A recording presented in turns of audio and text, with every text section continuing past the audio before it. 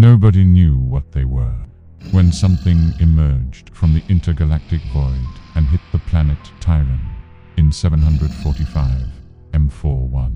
The Imperium had no name for it, no record of it, and no way to fight it.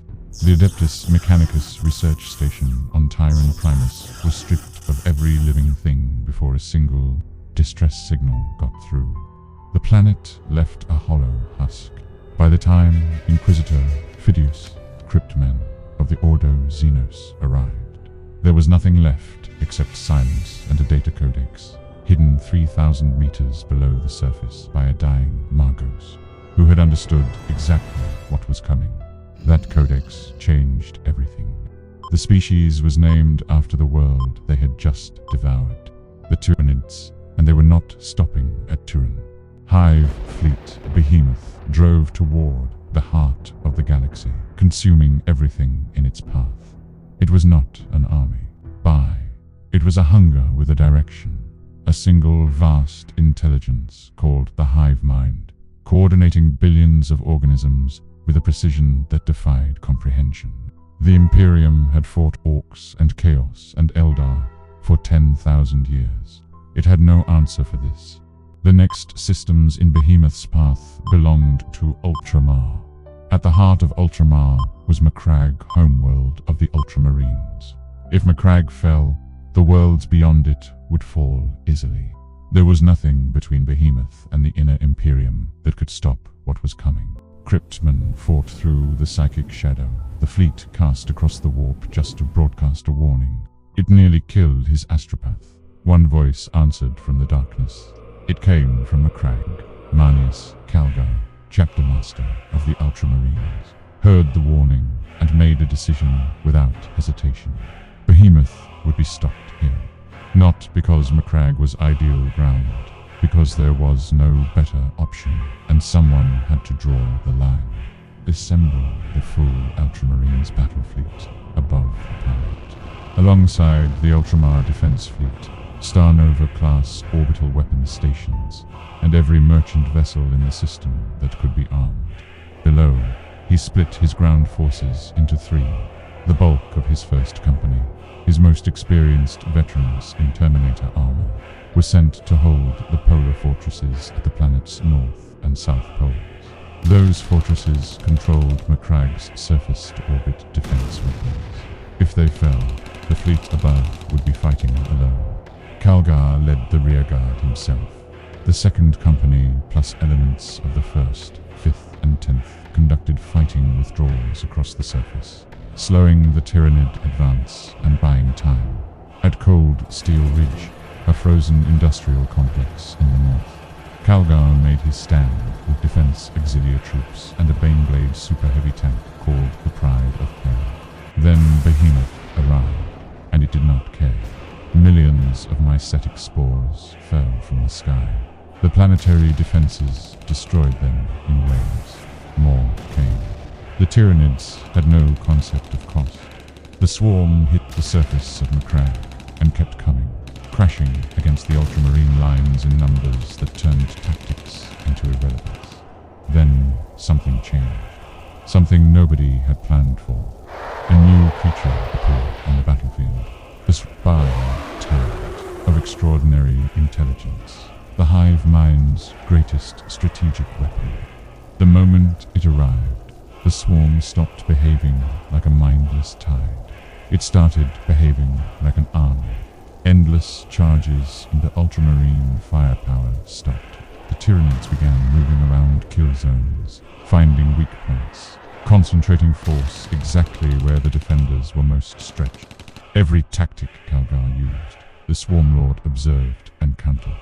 It was learning in real time, on the battlefield, and it had identified Calgar as the greatest threat to the advance.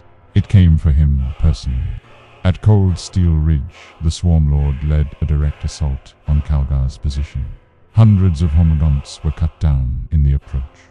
The Ultramarines believed the immediate threat was over. They were wrong. The homogonts had not been dead. They had been waiting. The moment the Ultramarines moved to support their chapter master, the creatures leaped back to life and pinned them down. preventing them from reaching Calgar. The Swarmlord hit him with its 4 bone sabers. Calgar fought back. The honor guard threw themselves between their chapter master and the creature. It was not enough. Calgar was torn apart, his body failing, barely alive when Thunderhawk gunships burned through the hall to extract the survivors. Commander Aloysius held the Swarmlord back alone as the Thunderhawks lifted off. He was cut down by the creature's blades as the ships cleared the surface. Cold Steel Ridge fell. Calgar was evacuated to the battle barge Octavius in orbit. Barely recovered, he took command of the fleet and launched a counter-offensive. The Tyranid vessels were caught in a crossfire between his ships and the Polar Fortress guns and suffered enormous losses. But a substantial force disengaged, launching a final wave of mycetic spores at the polar fortresses before pulling away. Calgar pursued the main fleet. The fortresses were on their own. In the north, the First Company held. Captain Saul Invictus commanded the northern polar fortress. The Swarmlord led the assault against the walls personally. Titans of Legio Praetor tore furrows through the Tyranid hall. The Speterans fought from every wall and trench, falling back step by step. When their bolt guns ran dry, they fought with pistols. When those ran dry, they fought with blades. When those broke, they fought with their hands. Saul Invictus fell. The defenders were pushed into the deepest chambers of the fortress. Every single one of them died. In space, Calgar destroyed the main body of Hive Fleet Behemoth. But Behemoth had split into 2 forces before the battle, each consuming worlds in turn. Destroying the fleet in orbit had only eliminated half of its total strength. Battlefleet Tempestus arrived to deal with the rest. The final blow came when the Emperor-class flagship Dominus Astra charged deep into the surviving Tyranid fleet with its warp engines set to overload, creating a vortex that dragged it and the fleet around it into oblivion. The Admiral gave his ship and his life to finish it. When the Ultramarines returned to Macragge, they found carnage. The 7th Company landed at the southern fortress and found survivors. The 3rd raced north. They found no survivors. What they found were the bodies of the entire 1st Company, surrounded by walls of Tyranid, dead so thick the Terminators had to be dug out.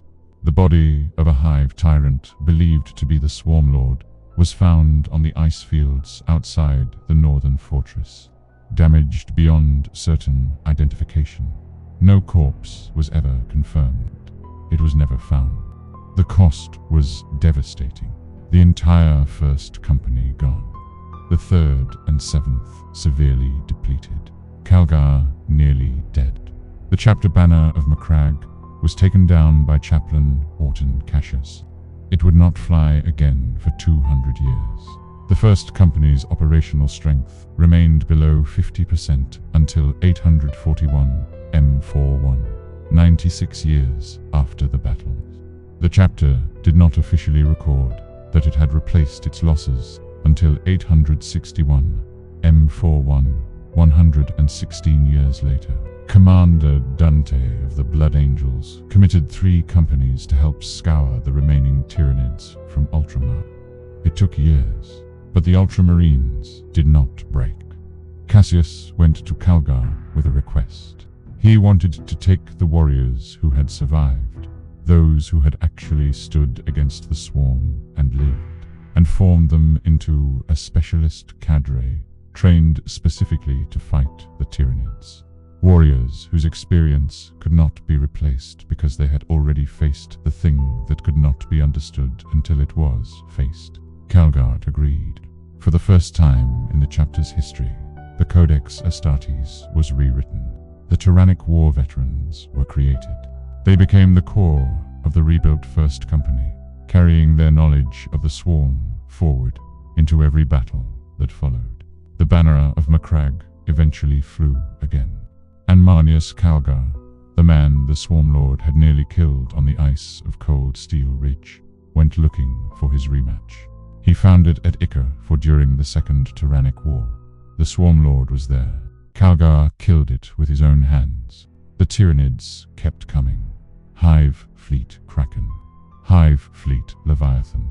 Each one larger and more dangerous. Each one learning from what came before. The hunger from beyond the stars does not grieve. It does not stop. But neither do the sons of Guilliman.